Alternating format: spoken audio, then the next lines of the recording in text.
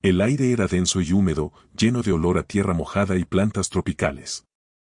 Las hojas de los enormes árboles crujían con las ráfagas de viento, y en algún lugar a lo lejos se oía un grito estridente, como si un depredador nocturno advirtiera que no le siguieran.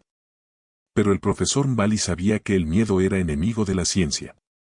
Ya había dedicado 20 años al estudio de antiguas civilizaciones ocultas bajo capas de siglos. Y esta expedición iba a ser su mayor descubrimiento. Detrás de él, respirando agitadamente, caminaba el resto del equipo: Halu, una joven arqueóloga de mente inquisitiva que creía que los mitos antiguos eran algo más que historias. Naya, una historiadora experimentada que no solo poseía conocimientos, sino también una intuición que nunca le fallaba. Kofi, el líder del equipo de trabajadores, que conoce todos los senderos de esta selva. Hay leyendas sobre este lugar, murmuró Halu, secándose el sudor de la frente. Dicen que una vez fue el hogar de dioses olvidados por los humanos. Oh dioses que querían ser olvidados, añadió Naya sombríamente. Kofi se detuvo primero. Hemos llegado, dijo, y apartó un enorme rizo de lianas. Ante ellos se abría una antigua plataforma de piedra. Parecía como si no la hubieran tocado en siglos. Enormes columnas de piedra rodeaban el centro de la plataforma, y en su superficie había misteriosos símbolos tallados que parecían cuerpos de serpiente entrelazados en un patrón caótico. Pero lo más extraño estaba en el centro. Enormes losas de piedra yacían en hileras, como si alguien las hubiera alineado a propósito, cubiertas de símbolos que no pertenecían a ninguna lengua conocida. Mbali se paró frente a una de ellas, con los dedos temblorosos de emoción. No son solo ruinas, su voz era casi un susurro. Es un lugar de veneración que estaba destinado al olvido. Kofi dio un paso adelante y pasó la mano por la piedra. Esta piedra está caliente. ¿Cómo es posible? Pero nadie pudo dar una respuesta. Mbali tocó suavemente los símbolos. Sintió una vibración bajo sus dedos. Apartó la mano bruscamente. ¿Profesor?, preguntó Halu, notando lo pálido que estaba. Nada. Me pareció sentirlo. Pero en algún lugar de su interior ya sabía que su hallazgo no debía ser descubierto. Cuando el sol se ocultó tras la línea de árboles, el campamento ya estaba montado, las linternas parpadeaban en la oscuridad y los sonidos nocturnos de la selva parecían más fuertes de lo habitual. Mbali, sentado en la tienda, tradujo los primeros símbolos. Desafiaban a la lógica. Parecía como si la lengua no estuviera hecha para los humanos, como si hubiera sido tallada para otra persona. Pero pronto empezó a comprender el significado. Aquellos que descubran este secreto se convertirán en parte de él. No diga sus nombres. Duermen, pero oyen. Ellos ven. Esperan.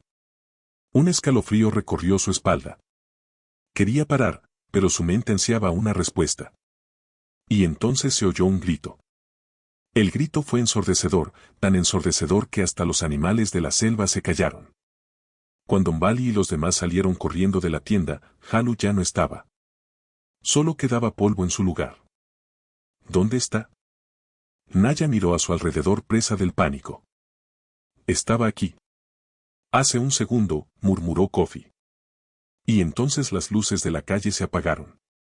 Quedaron en la oscuridad total. Y en esa oscuridad llegó una voz. Se despertaron. Pero no era la voz de Halu. Era la voz de otra cosa. A la mañana siguiente, todo cambió. Los animales habían desaparecido, la maquinaria había dejado de funcionar y el aire del campamento parecía pesado, como si algo invisible los rodeara. Pero lo peor empezó por la noche. Todos empezaron a soñar. En los sueños estaban de pie frente a las tablillas, pero no podían moverse. Sus cuerpos estaban petrificados y sus nombres aparecían en la piedra. Cuando Mbali se despertó, sintió que algo iba mal. Miró las tablas. Y vio su nombre en ellas. Debemos destruirlas, dijo uno de los trabajadores, empuñando un machete. Levantó la hoja. Antes de que pudiera bajarlo. Su cuerpo voló por los aires y voló en pedazos. Pero no hubo sangre. Solo polvo esparcido por el aire. Estamos condenados. Susurró Naya, tapándose la boca con las manos. Bali no estaba dispuesto a rendirse. Hojeó los discos, tratando de encontrar alguna pista. Y por fin la encontró. Para cerrar la puerta, uno de vosotros debe ser la llave. Alguien tenía que quedarse. Las tablas temblaron, las piedras se calentaron, las voces se hicieron más fuertes. «Queda poco tiempo», gritó Mbali. Pero antes de que pudiera decir nada, Naya se adelantó. «Sé lo que hay que hacer». Su voz era tranquila, pero no había miedo en sus ojos. No intentó detenerla el profesor, pero ella sonrió. «Tienes que decírselo a la gente. No dejes que cometan el mismo error». Y con esas palabras desapareció en la piedra. El campamento se congeló. Las tablas dejaron de brillar. El aire ya no susurraba. Pero Mbali lo sabía, este no era el final. El campamento estaba muerto. La selva, que ayer bullía con los sonidos de los pájaros y las bestias nocturnas, ahora estaba congelada en un silencio espeluznante. Ni siquiera el viento movía ya las hojas, como si la propia naturaleza hubiera dado la espalda al lugar. Mbali no dormía. Cada vez que cerraba los ojos, veía sus caras. Kofi, Halu, Naija. Los que habían desaparecido y luego habían vuelto. Pero ya no eran los de antes. Cada noche susurraban algo entre los árboles y sus siluetas se fundían con las sombras, moviéndose con fluidez antinatural. Tenía miedo incluso de respirar, al darse cuenta de que ahora estaba solo. Pero lo peor de todo empezó al amanecer. Las tablillas se habían movido. Durante la noche, estaban en las ruinas. Ahora estaban en el centro del campamento. Los nombres de los arqueólogos desaparecidos habían sido grabados en su superficie. Pero ahora había otro nombre junto a ellos. El propio nombre de Mbali. Jadeó horrorizado. Seguía vivo, pero las tablas ya habían escrito su destino. Se dio cuenta de que si no detenía la maldición, pasaría a formar parte de la piedra, igual que sus amigos. Pero, ¿cómo? ¿Cómo detener algo que no se puede destruir? Mbali cogió su diario y empezó a releer los textos traducidos. Aquellos que descubran este secreto pasarán a formar parte de él. Para cerrar la puerta, uno de vosotros debe convertirse en su llave. Se paralizó. Esas palabras. No se había dado cuenta inmediatamente de su significado. Pero ahora lo hizo. Para acabar con esta pesadilla, alguien debe voluntariamente atar su alma a los dioses. Alguien debe quedarse aquí para siempre.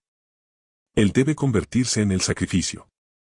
Mbali se detuvo ante las tablillas y sintió que el aire pesado le oprimía los pulmones. «Lo haré», susurró, sin dar crédito a sus palabras. Las tablas cobraron vida.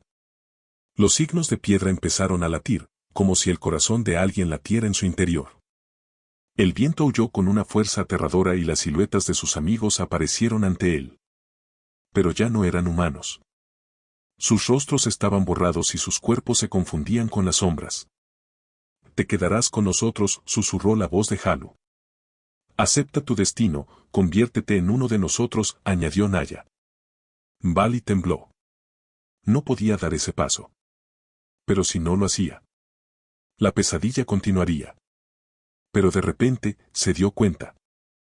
Esto no era la verdad. Era una trampa. Las tablas no exigían sacrificio. Exigían fe. La gente que se rendía no desaparecía porque los dioses lo exigieran.